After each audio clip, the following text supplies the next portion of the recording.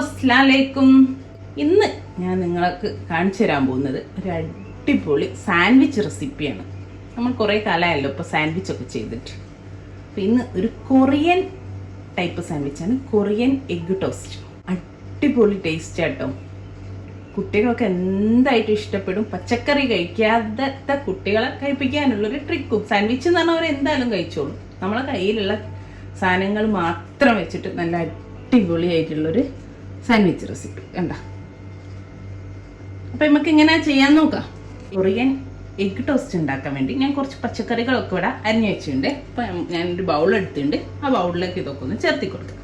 ആദ്യം തന്നെ നമുക്കൊരു 1/4 കപ്പ് കേബേജ്, ഒരു 1/4 കപ്പ്, ഒരു 2-3 ടേബിൾ സ്പൂൺ, കറക്റ്റ് അളവില്ല, 1/4 കപ്പിലൊന്നും കൂടണ്ട, അത്ര മതി കേട്ടോ. ഒരു 2 സാൻഡ്വിച്ചിനുള്ളതാണ് ഞാൻ ഉണ്ടാക്കാൻ പോകുന്നത്. 4 ബ്രെഡ് വെച്ചിട്ടുള്ള, അപ്പം അതിനുള്ള. പിന്നെ ഇതാ ഒരു ഇത്തിരി ഉള്ളിയാണ്, സവാള 1 ടേബിൾ സ്പൂണേ ഉള്ളൂ, അത്രേ ഉള്ളൂ. ഉള്ളി കുറച്ച് മതി. ഇത് ഉണ്ടെങ്കിൽ കുറച്ച് സ്പ്രിംഗ് ഒനിയൻ. അപ്പോൾ നിങ്ങൾ അതിൽ ഇപ്പോൾ സ്പ്രിംഗ് ഒനിയൻ ഇല്ല, കുറച്ച് മല്ലിയിലാണെങ്കിൽ അത് വെച്ച് ചെയ്തോളൂ കേട്ടോ. പക്ഷെ കറക്റ്റ് കൊറിയൻ ടോസ്റ്റിൽ അത് ഈ സ്പ്രിംഗ് ഒനിയൻ ഉള്ളിത്തണ്ട് ചേർക്കുന്നുണ്ട്. അതും 1 ടേബിൾ സ്പൂണോളം മതി. ഇനി ഇതാ കുറച്ച് ചില്ലി ഫ്ലേക്സ്, അതായത് നമ്മൾ വറ്റൽ മുളക് ചതച്ചത്, ഒരു 1/4 ടീസ്പൂണും ഒരു 1/2 ടീസ്പൂൺ പെപ്പർ പൗഡർ, പിന്നെ കുറച്ച് ഉപ്പ്, ഒരു 2 മുട്ട, ഒരു 1/2 ടീസ്പൂൺ ഉപ്പ് തന്നെ വേണ്ടി വരും കേട്ടോ. നമ്മൾ ഓംലേറ്റിലൊക്കെ മുട്ട ചേർക്കല്ലേ, അത് അതിൽ പച്ചക്കറി കൂടിയുള്ള എക്സ്ട്രാ ഉപ്പ്, അത്രയും മതിയേ. ഇതാ ഞാൻ നന്നായിട്ട് മിക്സ് ചെയ്ത് വെച്ചിട്ടുണ്ട്. ഇത് വെച്ചിട്ട് ഓംലേറ്റ് ഉണ്ടാക്കണം. 2 സാൻഡ്വിച്ചിനാണ്. അപ്പം നേരെ പകുതി 2 ഓംലേറ്റ് ഉണ്ടാക്കണേ. നേരെ പകുതി ഒന്നും മറ്റേതൊന്നും. അപ്പോൾ 2 പോർഷൻസ് ആക്കി മാറ്റിയേക്കാം. അതേ ഓംലേറ്റ് ഉണ്ടാക്കാൻ ഞാൻ ഫ്രൈ പാൻ വെച്ചിട്ടുണ്ട്. ഫ്ലെയിം ഓൺ ചെയ്ത് കൊടുത്തിട്ടുണ്ട്. ഇനി അതിലേക്ക് നമുക്ക് കുറച്ചൊരു ബട്ടർ ഇട്ട് കൊടുക്കാം. നിങ്ങൾക്ക് ഗീ വെച്ചിട്ടും ചെയ്യട്ടോ. ഞാൻ ഗീ വെച്ചിട്ടും ചെയ്തിട്ടുണ്ട് ബട്ടർ ഇല്ലാത്തൊരു ദിവസം. അപ്പോൾ ഒരു ടേസ്റ്റ് വ്യത്യാസവും ഇല്ല, നല്ല ടേസ്റ്റ് ആയിരുന്നു. ഞാൻ നമ്മളെ ഇതിൻ്റെ പകുതി ഈ ഫ്രൈ പാനിൻ്റെ സെൻറ്ററിലേക്ക് ഇട്ടെടുക്കട്ടെ.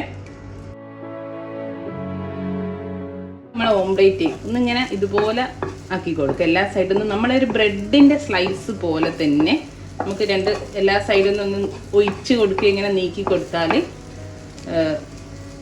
ആ ഒരു കറക്റ്റ് കിട്ടുമല്ലോ. നമ്മൾ ആക്കുന്ന ഷേപ്പിലേക്ക് മുട്ടാവുമല്ലോ. അപ്പോൾ നമ്മളെ ബ്രെഡില്ലേ, അതാണ് നമ്മളെ ഫില്ലിങ്. അപ്പോൾ ബ്രെഡിൻ്റെ ആ ഒരു സൈസിനനുസരിച്ചിട്ട് നമുക്കൊന്ന് 4 ഭാഗത്തുനിന്ന് ഇങ്ങനെ ആക്കി കൊടുക്കാം കേട്ടോ. അപ്പോൾ കറക്റ്റ് ആയത് കണ്ടോ, ഒരു സൈസിലേക്ക് മാറിയിട്ടുണ്ട്. നമുക്കിത് ജസ്റ്റ് ഒന്ന് മറച്ചിട്ട് കൊടുക്കാം. ഇതാ ഇതിൻ്റെ മേലേക്ക് ഇതാ അപ്പോൾ ഒരു ഓംലേറ്റ് പോലെ തന്നെയല്ലേ മേലെ, അതിൻ്റെ മേലെ നമുക്കൊരു ചീസ് സ്ലൈസ് വെച്ച് കൊടുക്കാം. അപ്പോൾ ആ ഒരു ചൂടിൽ ഇതൊന്ന് ചൂടാവുകയും ചെയ്യും. സാധാ ഓംലേറ്റ് പോലെ നമുക്കിതൊരു പടിഭാഗമായിട്ടോ പ്ലേറ്റിലേക്ക് മാറ്റാം. നമുക്ക് അടുത്തതും അങ്ങനെ ഒഴിച്ചെടുക്കാം. നമ്മൾ എടുക്കുമ്പം ഈ ഒരു അളവിന് മീഡിയം സൈസ് മുട്ട എടുത്താൽ മതി കേട്ടോ. ഞാൻ ലാർജ് മുട്ടയുള്ളത് അതുള്ളതുകൊണ്ട് കുറച്ച് കണ്ടോ, കുറച്ച് ലിക്വിഡ് കൂടുതലാണ്. അല്ലേ ഒരു കുറച്ചുകൂടി പച്ചക്കറി ഇട്ടിട്ട് ഒരു 3 എണ്ണത്തിനാക്കിയാൽ മതിയേ. ഇപ്പോൾ 2 എണ്ണത്തിന് എടുത്തപ്പോൾ കുറച്ചൊരു വെള്ളം പോലെ ഉണ്ട്. കുഴപ്പമൊന്നുമില്ല, മുട്ട ആയതുകൊണ്ട് അത് കുഴപ്പമില്ല. എന്നാലും അങ്ങനെ സൈഡ് കൊണ്ടാണ് ആക്കി കൊടുത്താൽ മതി. താഴോട്ടേക്ക് ഇങ്ങനെ മാറി വരുമ്പോൾ മീഡിയം സൈസ് മുട്ട ആകുമ്പോൾ കറക്റ്റ് ആയിരിക്കും. കറക്റ്റ് ഒരു ബ്രെഡിൻ്റെ സ്ലൈസ് പോലെ ആയില്ലേ.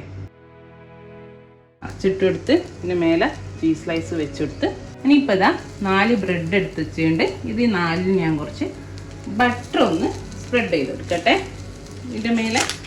എന്നിട്ട് നമുക്ക് ടോസ്റ്റ് ചെയ്തെടുക്കണം.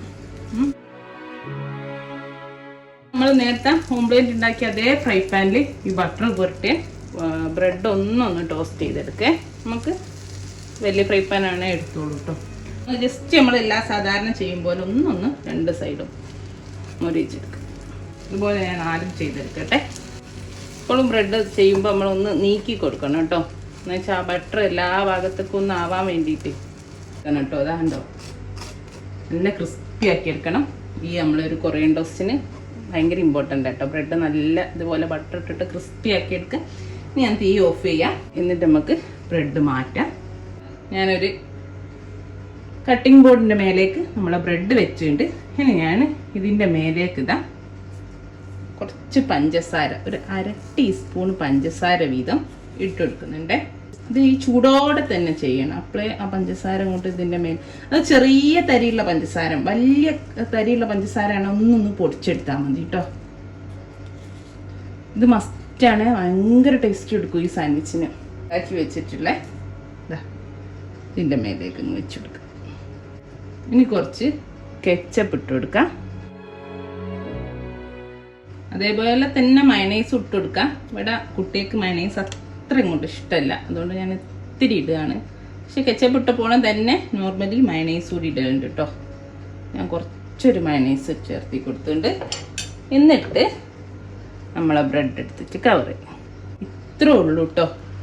നല്ല സിമ്പിളാണ്, എന്നാൽ നല്ല അടിപൊളി ടേസ്റ്റാണ്. പച്ചക്കറി കഴിക്കുക എല്ലാം ഉണ്ട്. കുട്ടികൾക്കൊക്കെ കൊടുക്കുകയാണെങ്കിൽ സ്കൂളൊക്കെ ഇട്ട് വരുമ്പോൾ പച്ചക്കറി ഉണ്ട്, എഗ്ഗ് ഉണ്ട്, എല്ലാം കൂടെ കൂടിയിട്ട് നല്ലൊരു ഡിഷായിരിക്കും കേട്ടോ.